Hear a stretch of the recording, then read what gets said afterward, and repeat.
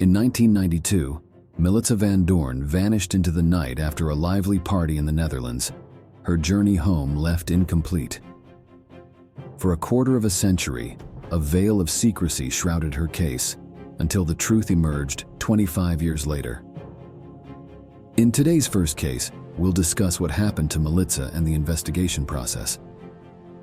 We will also witness a murder in a small American town, questions that remained unanswered for decades, and a confession that came years later. Brace yourselves, we're stepping into the crime scene now.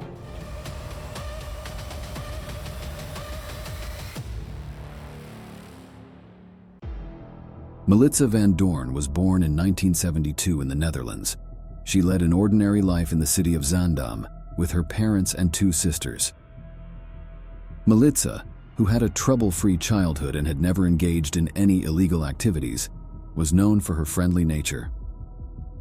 After graduating from high school, she began making plans to attend university, preparing herself for a bright future. On the evening of June 7, 1992, Milica attended a friend's birthday party. She decided to leave before midnight, intending to return home while public transportation was still available. Walking to the bus stop, which was about 160 meters away, she discovered that she had missed the last bus by half an hour. As an alternative, she decided to head to the train station. Tragically, Milica never made it home that night. Her family was not initially alarmed by her absence, as it was common for her to stay over at friends' places without giving prior notice. The following day, a pastor walking near the train station spotted a body floating in a nearby pond and immediately notified the police. Upon their arrival and investigation, it was confirmed that the body was Milica's. The initial examination by inspectors revealed multiple stab wounds on her neck, face, and body. Milica's unexpected death marked a turning point for her family, her dreams of a bright future ending in tragedy. The autopsy revealed that the body contained no water, indicating Milica had been murdered elsewhere before being disposed of in the pond. The police soon found one of Milica's missing shoes, which they hoped might lead them to the crime scene. Given that it was 1992, DNA testing was in its infancy, and thus samples taken from Milica's body contributed nothing to the investigation. Detectives, inquiring about any enemies or harassment Milica might have faced, learned from her family that her personal life was trouble-free, with no significant conflicts. Investigating the party she last attended, detectives spoke with attendees, including Milica's boyfriend, who was detained but yielded no leads. Officers canvassing the area where the body was found spoke with residents, some of whom reported hearing a scream during the night, but did not investigate further. Additionally, near the site where the body was found, there were reports of a cyclist described as looking Turkish.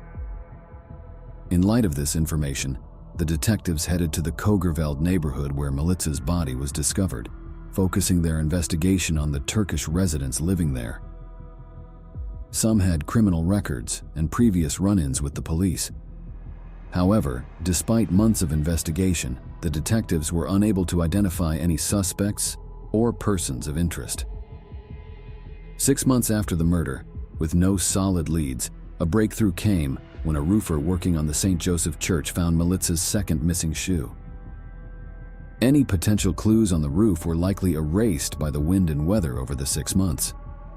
Consequently, the case of Milica's unsolved murder was reluctantly put on hold, pending advancements in DNA technology.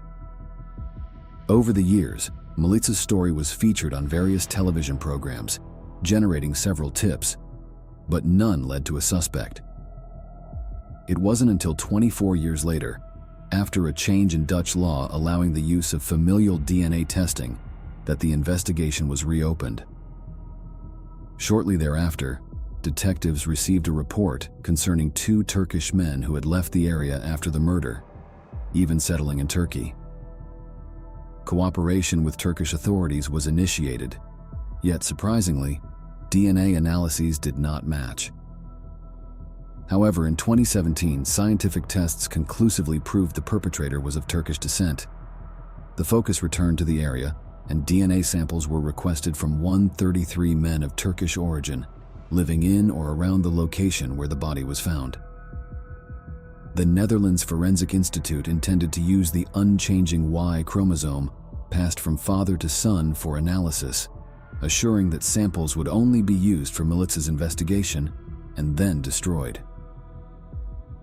The willingness of the Turkish community to voluntarily provide DNA samples was highly appreciated. Although the analysis of these samples was a pivotal moment in the investigation, the murderer's DNA was not found among the 133 participants. However, the culprit was related to one of the individuals who provided a sample, indirectly leading authorities to him. On December 10, 2017, police announced the arrest of 47-year-old Hussein A., with his surname withheld in accordance with local laws. Hussein, one of 7 who had voluntarily provided DNA, could not ultimately evade justice. Comparative analysis showed a perfect match between DNA found on Milica's body and Hussein's. Hussein, who had continued his life after the crime, establishing a family and becoming the father of 4 daughters, initially denied the charges during his trial. He later claimed to have been under the influence of an evil spirit, suggesting this as a reason for attacking Milica. His story took an even stranger turn when he claimed to have had a secret, intimate relationship with Milica, arguing this was why his DNA was found on her. This claim, made a year after his arrest, was not considered credible by the judge. His family, present at the trial, reacted strongly against his defense, finding the claims of a relationship not credible and hoping for justice to be served. On December 11, 2018, Hussein A. was found guilty of Milica's murder and sentenced to 20 years in prison. Following an appeal, his sentence was reduced to 19 years in February 2019. On June 13, 2022, Hussein A. was found unresponsive in his cell, and attempts to revive him were unsuccessful. Before we dive into our next story, if you could take a moment to hit that like button, it would mean the world to us. A single click for you is a huge boost of encouragement for us. Carol Jenkins was born on October 19, 1947, in Franklin, Indiana. Shortly after Carol's birth, her father left, leaving her mother as a single parent.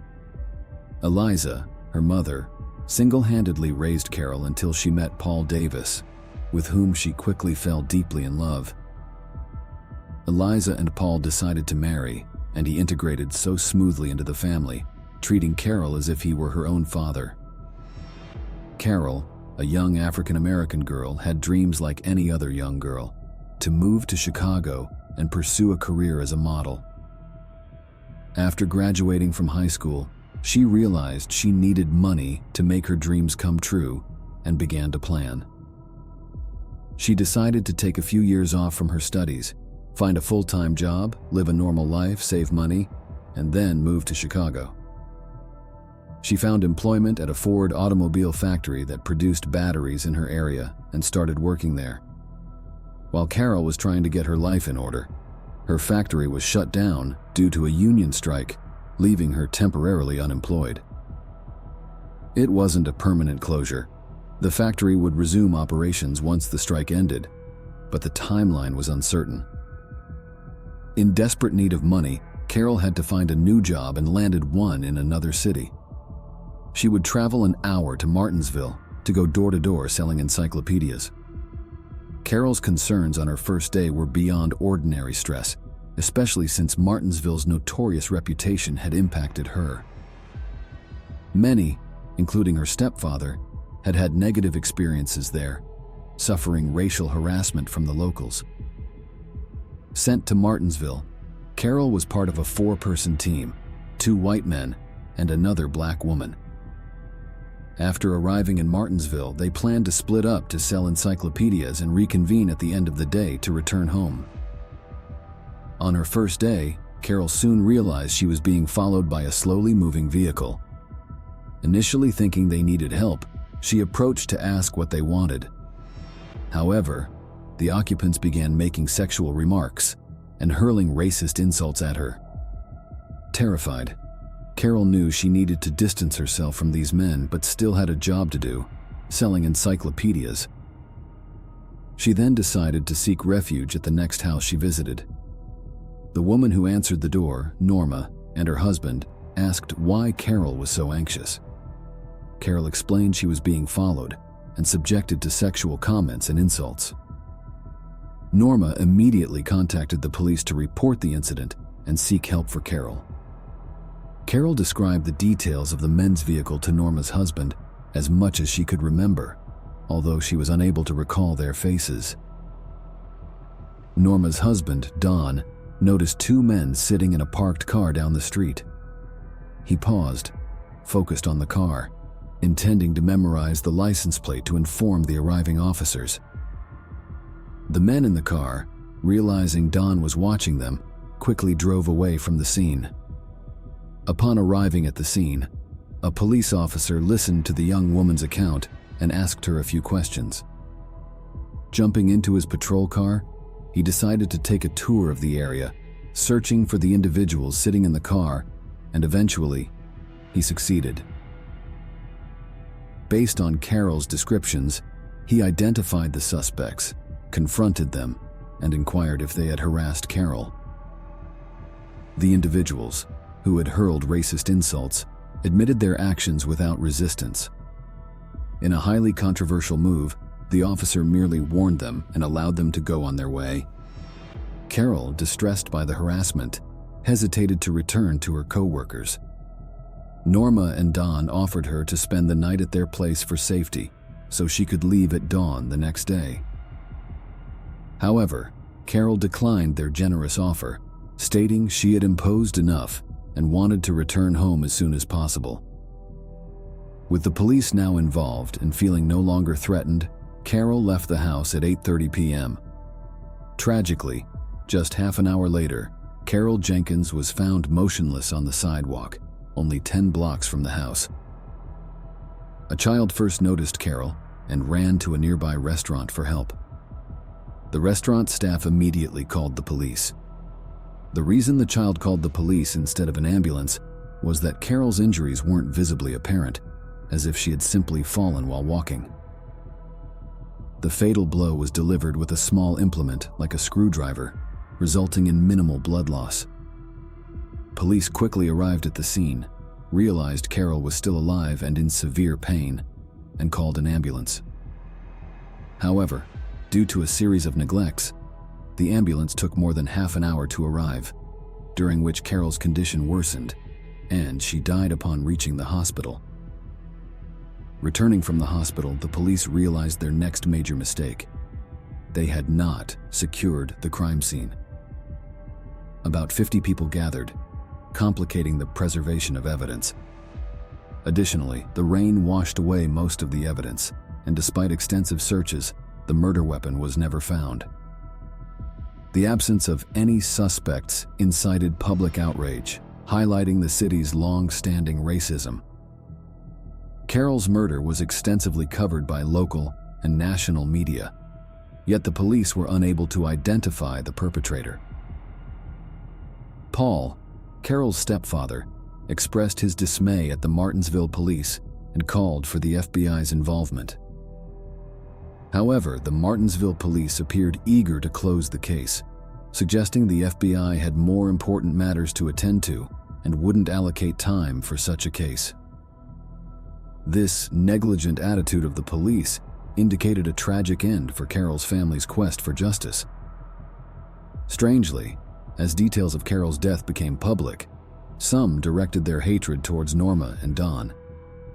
Their offer of shelter to a young black woman sparked significant anger and hatred, leading to threats against the couple. Despite the threats, they maintained that they had done the right thing in helping Carol. Norma and Don joined Carol's family in their search for justice, but their efforts led nowhere, and the case began to grow cold. Carol's unsolved murder case remained cold for 34 years, leaving behind dozens of unanswered questions. By 2002, an unexpected development occurred when an anonymous letter was sent to the police station. The mysterious author of the letter claimed to know the identity of Carol's killer, alleging that the perpetrator was Kenneth Clare Richmond. The letter even suggested that Richmond committed the crime in front of his daughter, Shirley. The police were initially skeptical of this information, since Kenneth Richmond had never been mentioned in connection with the case before and had not been interrogated in those years. Deciding to investigate this new lead, the police began gathering more information about Kenneth Richmond and discovered troubling details. Richmond had a problematic past and a lengthy criminal record. Now 70 years old, Kenneth's past membership in an organization stood out. The Ku Klux Klan, a white supremacist, anti-black and anti-immigrant group founded on December 24, 1865, in Tennessee. It was found that Kenneth, normally residing in Tennessee, had friends in Martinsville and often visited the area. As the investigation progressed, the police located and contacted Kenneth's daughter Shirley, who revealed that she hadn't spoken to her father in 24 years due to a traumatic event in the late 70s, after which he completely exited their lives. When asked if she wrote the anonymous letter, Shirley denied it but confirmed the truth of its contents. She recounted a horrific day when they were passing through Martinsville. She was in the back seat, her father's friend in the passenger seat, and her father driving. Upon seeing Carol walking on the street, Kenneth, who disliked black people, slowed the car and began hurling insults at Carol. As Carol quickened her pace in fear, Kenneth got out of the car with a screwdriver and stabbed her in the chest. After returning home, Kenneth gave Shirley $7, asking her to remain silent about what she had witnessed. The trauma of that night lingered for Shirley, necessitating years of therapy. Shirley had only shared her story with 2 people before speaking to the police, her counselor and her former sister-in-law. Following Shirley's account, the police tracked down the letter's sender, revealing it was her former sister-in-law, Connie McQueen, 46. Connie had heard the story from Shirley 15 years prior and felt compelled to act years later, leading her to send the letter. Acting on this information, the police inquired about Kenneth Richmond's whereabouts and found him in a nursing home in Indianapolis. On May 8, 2002, 70-year-old Kenneth Richmond was arrested. During his initial interrogation, Richmond denied any involvement in Carol's murder, but his past, including connections to the Klan and a 1987 murder attempt, spoke volumes. In a surprising turn, the court declared Kenneth mentally unfit to stand trial. Declared incompetent, Kenneth died of bladder cancer just 2 weeks later. Before we conclude this video, please be aware that the video on the left may be disturbing. It is recommended for adult viewing only. On the right, you'll find a playlist of videos that have been highly appreciated by our viewers.